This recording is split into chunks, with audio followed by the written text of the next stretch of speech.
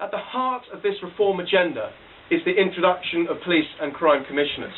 They are a key element of the government's programme of decentralisation, where power is returned to people and communities. We will swap bureaucratic control for democratic accountability, replacing police authorities with directly elected commissioners in all forces in England and Wales, save for the City of London, which is an exception. London already has its mayor.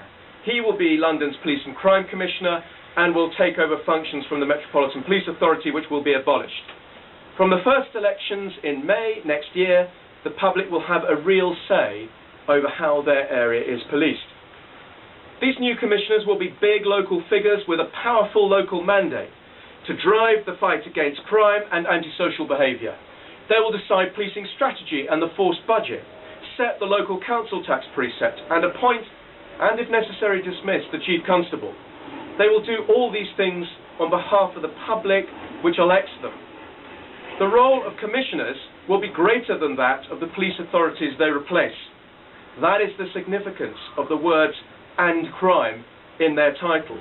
They will have a broad remit to ensure community safety with their own budgets to prevent crime, tackle drugs.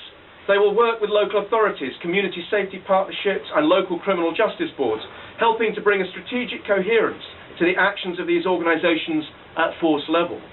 And in future, their role could be extended to other elements of the local criminal justice system, ensuring that the police and those who manage offenders operate together, working to break the cycle of crime.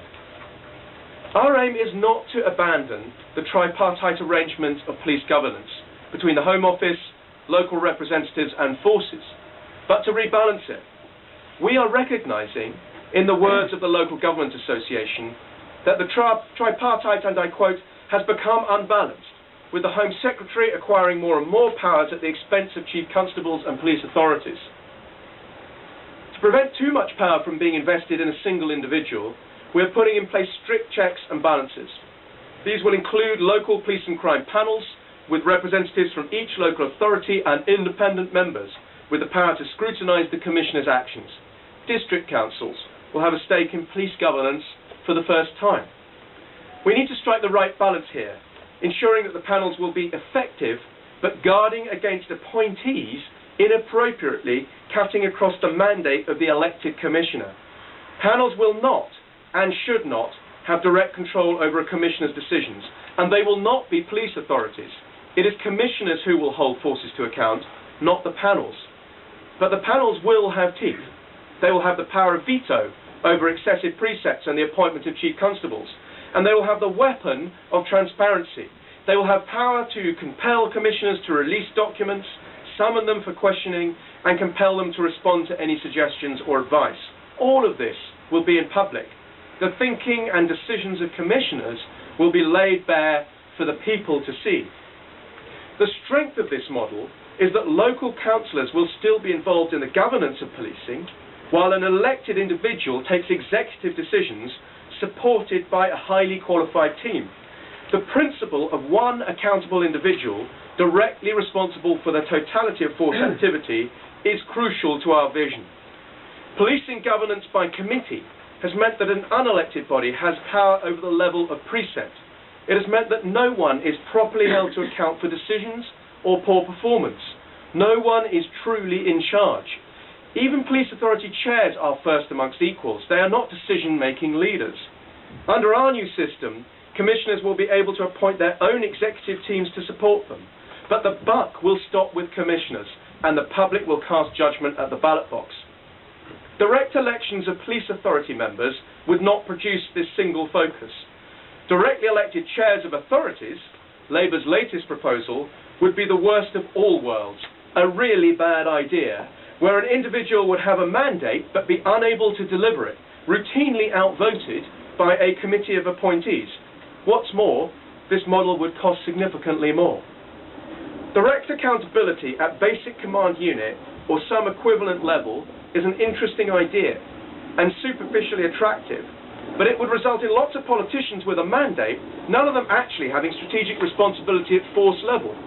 Someone has to set the force budget, strategic direction, and appoint the Chief Constable. Without a single clear mandate, the waters remain muddied. Committees still take decisions, and the public loses out. It's fundamental to the British system that the police remain operationally independent. No politician can tell a constable, a sworn officer of the Crown, who to arrest. Forces will continue to be under the legal direction and control of their Chief Constable.